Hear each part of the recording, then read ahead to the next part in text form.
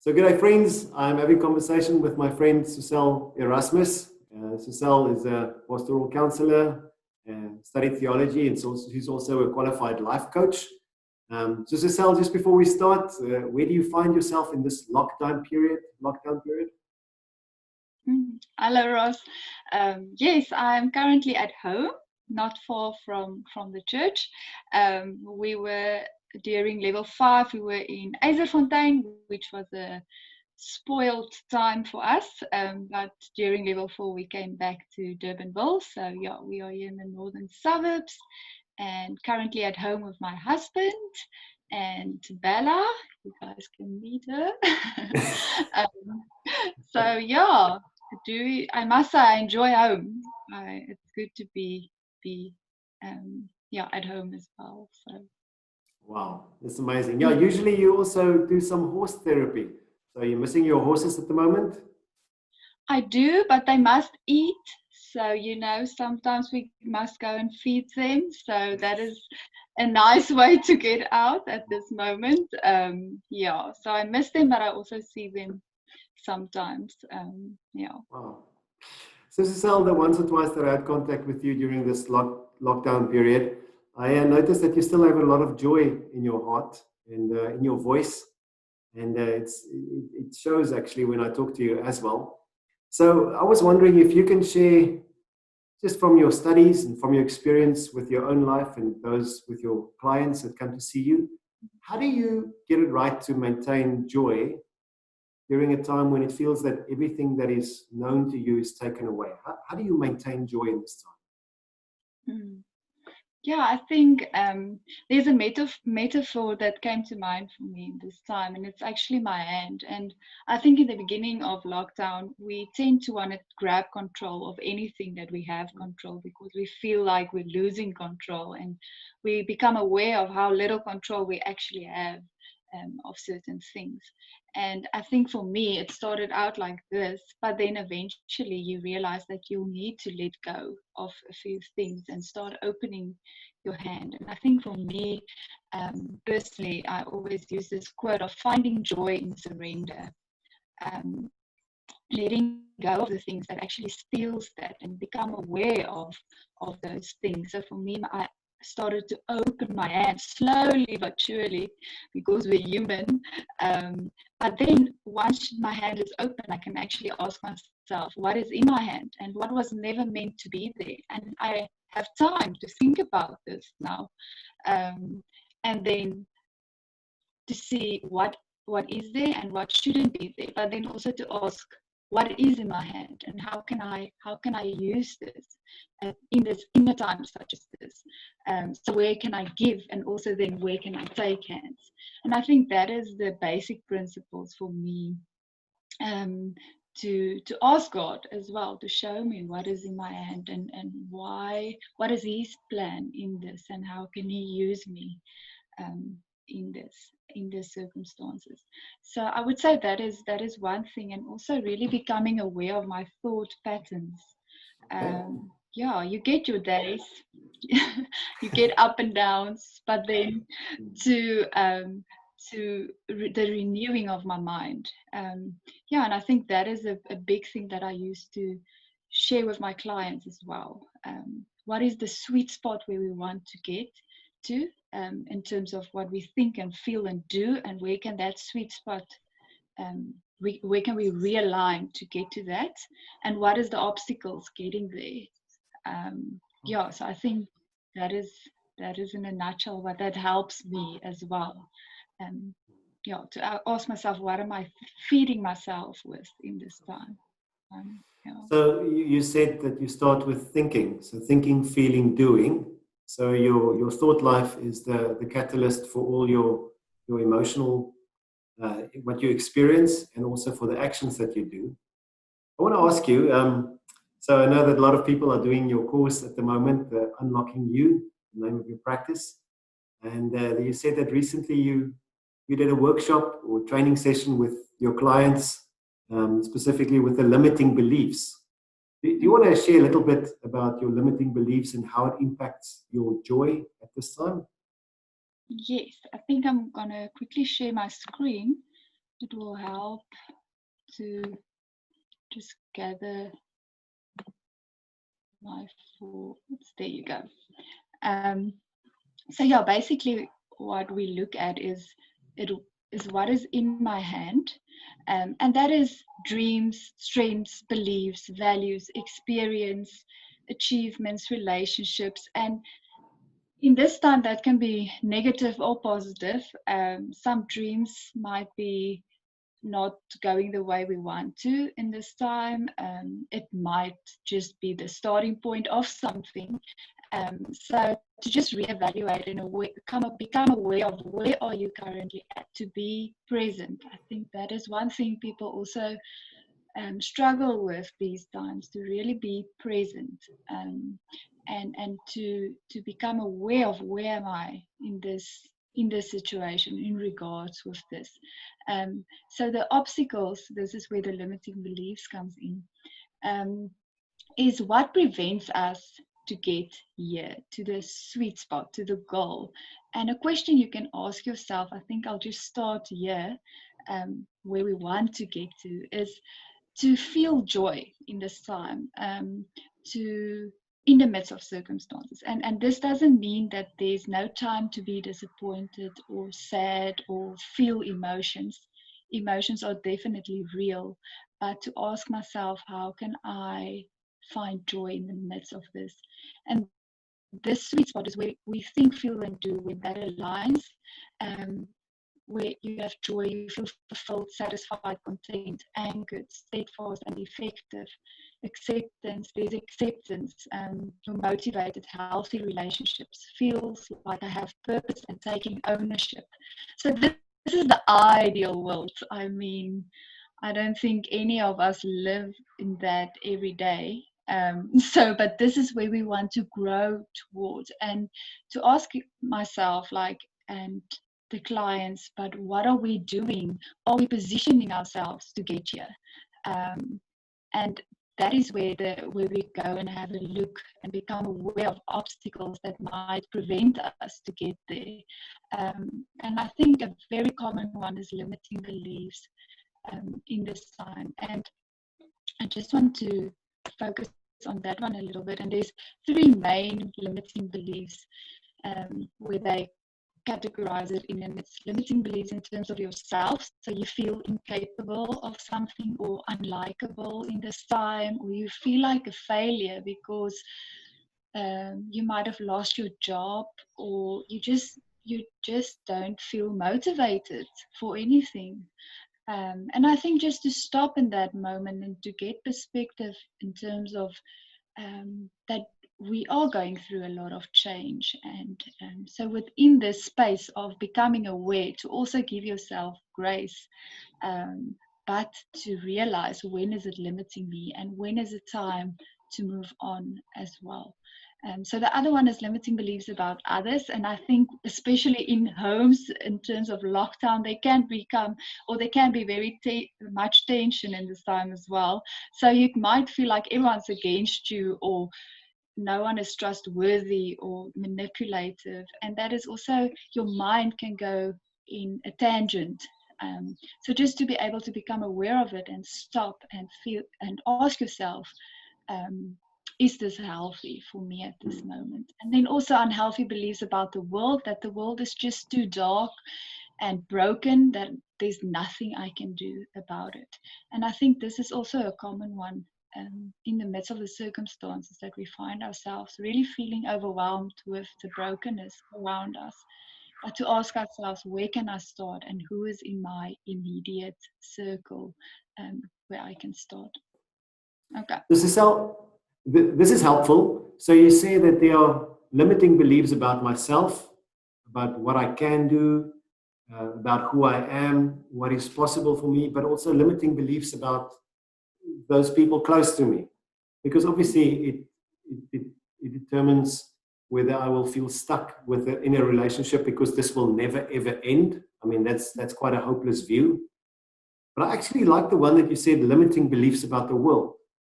If we believe that things will always be as it is now, that can really bring despair in your own life, or in your practice, or in the conversations that you have with others.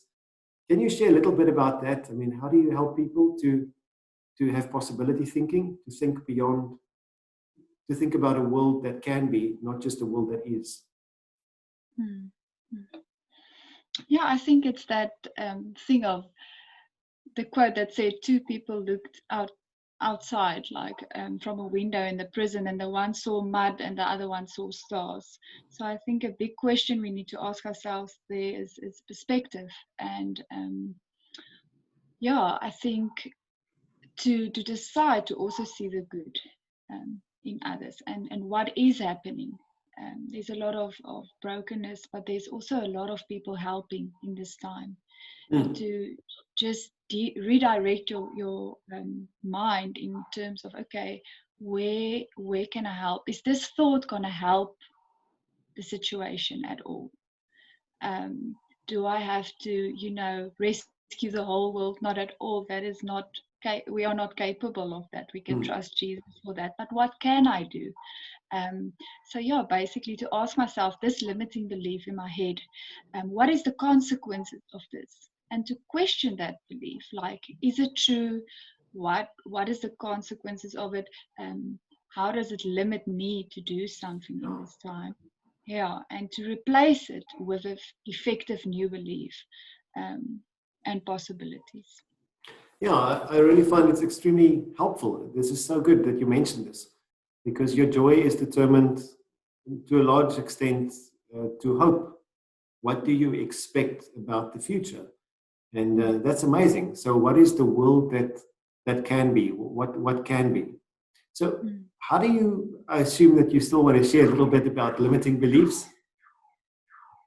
Y- Yes, I'll continue a little bit about it. Let me just find I think a big one. Sometimes we see the possibilities, but we don't feel like we are capable of helping, or we, you know, think someone else will do it better, or someone else will do it, or there's already someone else doing, XYZ. um, what would my contribution help? And I think that's also a big one. Just quickly want to see I think my laptop just froze. Laat ek maar eers so. But I'm just going to mention a few for you. It's shame is a big one. I think what shame whispers in ears is that, you can't do that. Okay, you see a possibility, you see a need, but who are you to, think you can help there? Or you feel like that person will do it better, or a lack of worthiness. And then if you can get past that one, to say, no, you know what, I'm going to do it because the 5 cents that I'll give will help, maybe. When you get past that one, then another shame voice will say, yo, who do you think you are? How arrogant of you to think you can do that. You should just like calm down a little bit. So I think that's a tension in some people's mind in terms of getting there, and when you get there, to feel like you're arrogant or feel like you have to step back. So I think that is a big one, a fear of failure, but also a fear of success. Wow. Sometimes we're so comfortable in our what we know, so it's safe here, but to actually step outside of that comfort zone into the unknown. What if I succeed instead of, what if I fail? Because a lot of times what if I succeed also scares people, because they don't know how that looks. So to be able to surrender that as well. And just one thing that goes with that is also perfectionism, that prevents a lot of people to step out. There's a quote of Brene Brown, and it says, um, the Chinese food that you take out, takeaways that you give to a lot of people or host evening, is much better than the fine dining that you never host, and you just plan that forever. And I think that helps me sometimes to realize this doesn't need to be perfect, but it can be something. And yeah, that's also a big one. And yeah, I think also unhealthy control goes with that. Like I said, at least I'm in control here, knowing, even if it's not great, at least I know what's happening. So you're saying that limiting beliefs about myself, about the others in my life, and about the world really can steal my joy, because it can keep me locked in negative thinking, in despair, that this world is hopeless and that nothing good can come from this. Is that what you say? Yeah, yeah. Okay. One more quote I would want to share is from Timothy Keller, and he says, whatever you look at and say in your heart of hearts, if I have that, then I'll feel my life has meaning.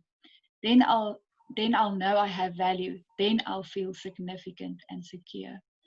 And I think a lot of those idols in this time, and those things that we think will add value to our lives and make us significant, is stripped away in this moment for a lot of us. So I think in that regard, it's a great opportunity to see yet again, like, what should not be in my hand. And also, someone mentioned, if our identity wasn't so locked up in what we present, we would have dared a lot more. So to be able to, I want to say, like, separate those two. I am not what I present. I'm not Yes. just that. That doesn't define me. Yes. Then I think a fear of failure will also become a little bit less. But then to ask ourselves, okay, so what falls within my boundaries? What can I take ownership of? And that is, in this time, I think a lot of people feel, like I mentioned, I said it's like a GPS that says recalculate, and where do you start to just pick up? And I think a good place to start is to ask what is in my hand, and that is your beliefs and attitude, your talents and your dreams, your behavior, your feelings and choices, your values and limits, and your thoughts and desires is something that we can take ownership of in this time. And then I just lastly want to share a tool that can help us, and it's called the ABCDE module by Dr. Albert Ellis. And it's nice to remember ABCDE. So basically, I think a lot of us has been triggered in this time, where you have to gather yourself again. So basically, the A is for an activating event. So something happens that triggers you. And then there's thoughts that comes after that. So let's say, for example, you applied for a job, or you lost your job in this time, and there's an activating event for a lot of emotions that can follow, and a new belief system. There can be like, I will never find work again, or, oh, you know what, maybe I shouldn't have studied this, or, I'm actually just a failure in this. And then to become aware of that, a nice way to do that is actually to write it down.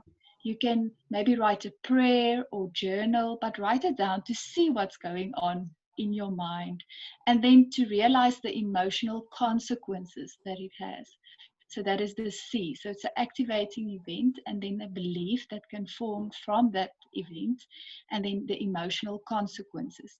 But then the D is the one that I love, to stand still a bit at. It's to have a debate. I almost want to say, take it to court. This, what's going on in your mind, like, get evidence for what you want to, make a new belief in your head, to get evidence if that is true, to question that belief. And that can also be beliefs in terms of other people or the world. So, for example, when your husband or wife disappoints you, or the people that you live with, to not like generalize the whole situation, but to ask myself, is there evidence for what I want to believe now? And to question that belief. So that is the debate. And then you have to see which one wins, and then an effective new belief comes with that.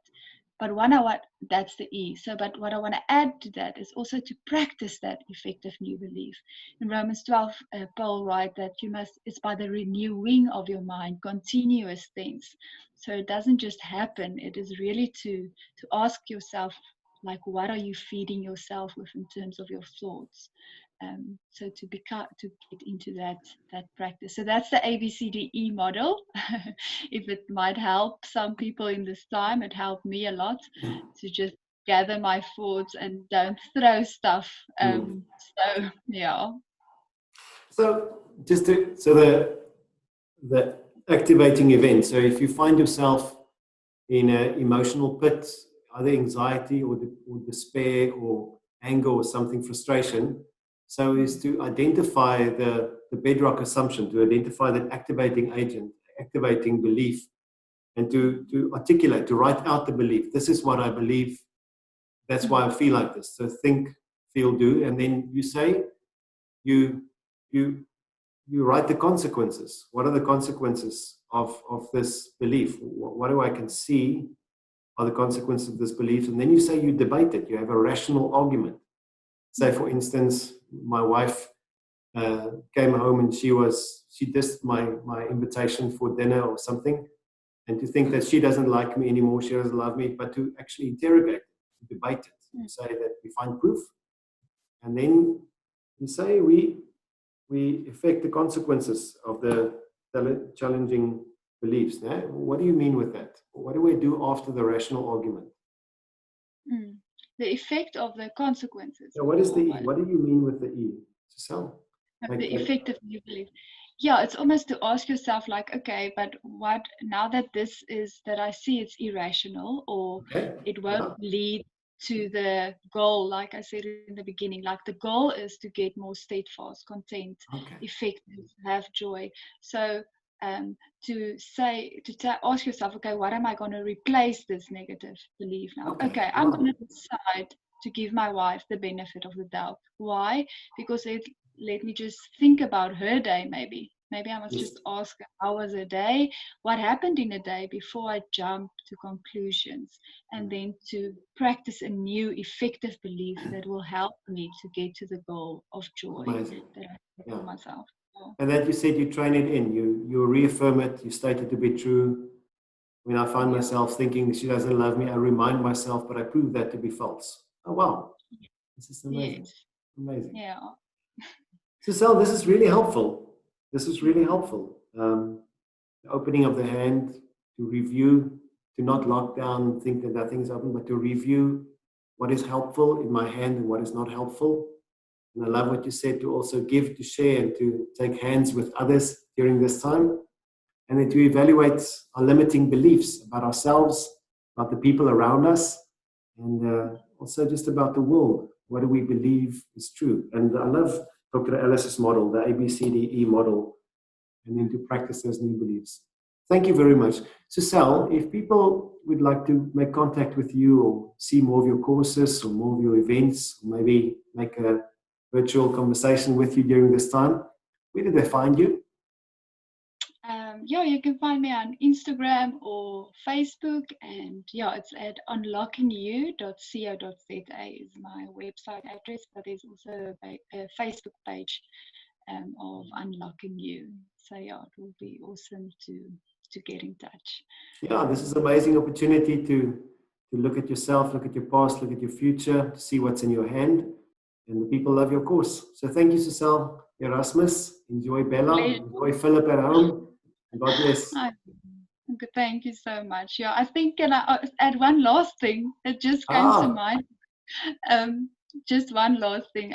Philippians 4 is an awesome chapter to in regards to this. It brings it together to say, rejoice, I repeat, rejoice always in the Lord. And just what you think about what is true, think about what is just, think about what is noble. Paul writes practical ways to help us in this regard. And it's a good chapter that I will suggest in this time to also study through, and to ask yourself, where does God's grace flow in my life, and how can I get there? Yeah, so sorry, just for the last thought, it's in my head now. Can't let it go. But yeah, thank you so much. I enjoyed it a lot. It helps me as well. Dankie. Thank you so much, Sucelle. Bye-bye. Okay, Enjoy your day. bye.